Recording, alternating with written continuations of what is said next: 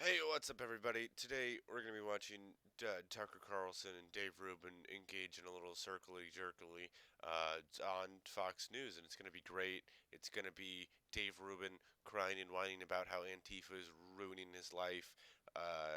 So let's just get right into it. Western civilization once prided itself on its tolerance and its openness. That turned out to be a golden age. Now, So when did that end exactly? That's a good question.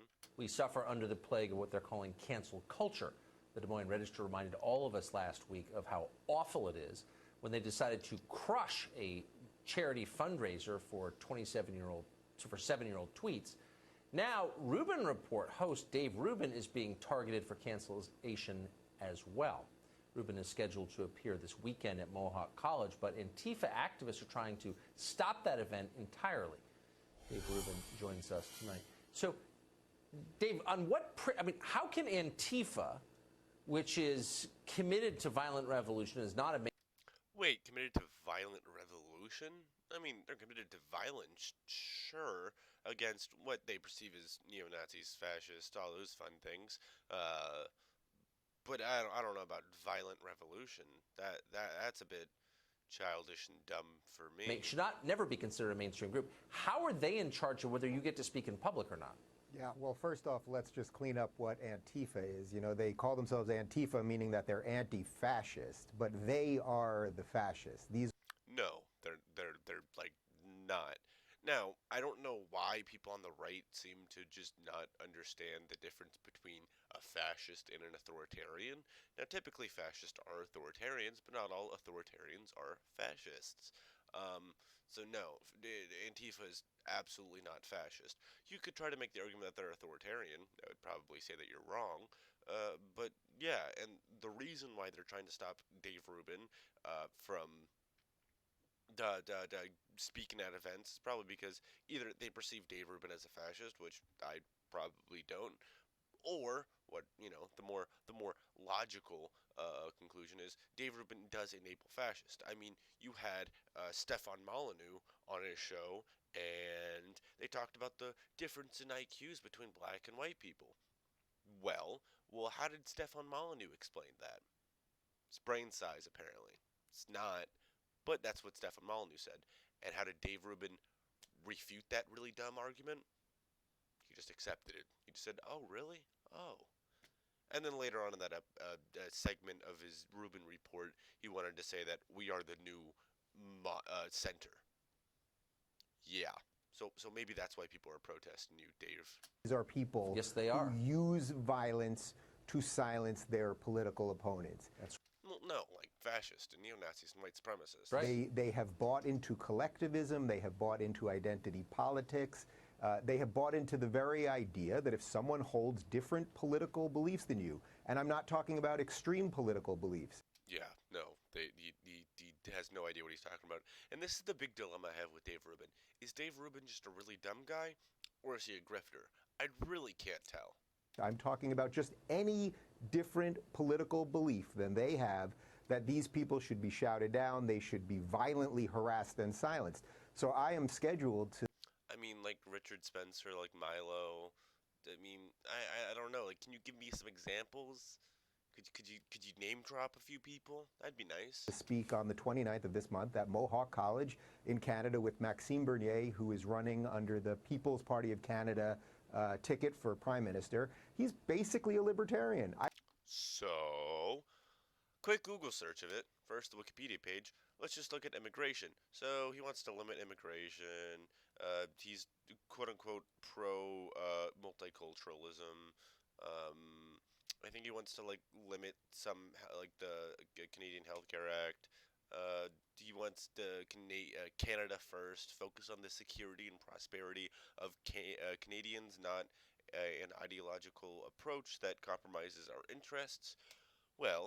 So let's just stick on the multiculturalism thing really quick. We watch this video. Talk today about Canadian identity and multiculturalism. A nation must be based on a sense of belonging and on sharing of the same values. In the past, Ooh. Now, at the 13-second mark, Bernard, whatever the fuck his name is, states that in the past, immigrants who came to Canada readily integrated into our society. Okay, well, this apparently is a photo of a Japanese being repatriated to Japan. It's not a good look. It's not a good look.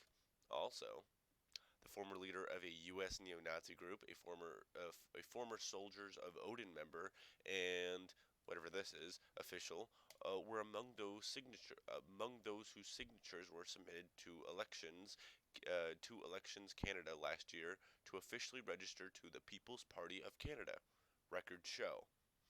So no, this isn't just a libertarian party. It's a right-wing populist party that kind of does have some far-right elements to it, like very, very nationalistic elements to it. Something Antifa probably wouldn't like. So Dave, stop lying to me. I've had him on my show. Right. He is a very decent man by all accounts. I'm sure he's decent, but if he wants to kick out all the brown people from Canada, it's probably not the best.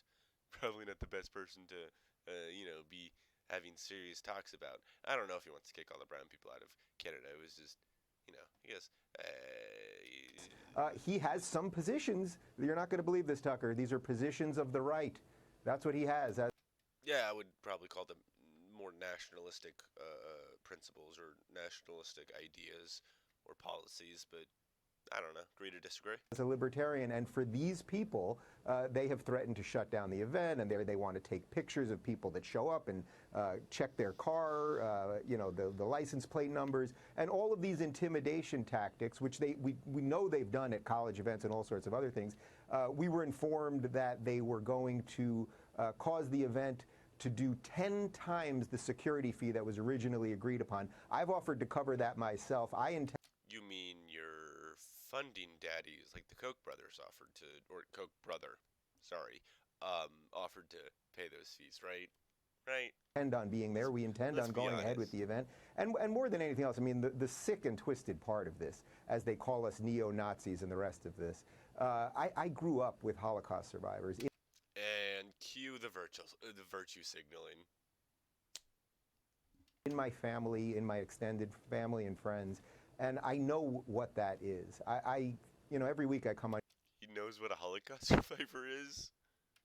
What? your show, and we talk about freedom of speech. We talk about the defense And Tucker Carlson looks at him like, ew, you have Jewish friends?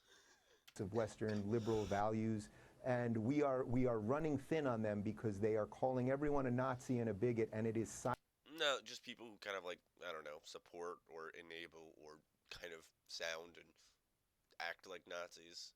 silencing good people. And we're running out of runway before they silence so many of us that the few of us that stand up for it, we're going to run out of room too. So we need the good people that watch your show, that watch my show, the good people that is... And cue more virtue signaling. Like, that is virtue signaling. Oh, if you watch my show or this show, you're a good person.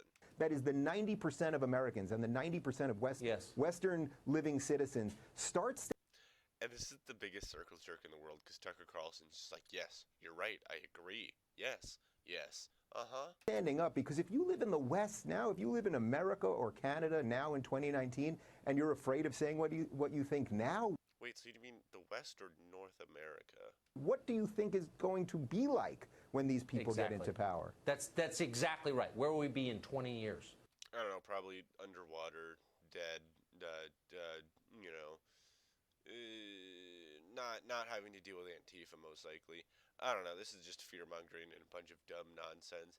I thought it was kind of funny. I enjoyed this 3-ish minute clip, but until next time, guys, it's been good, but peace.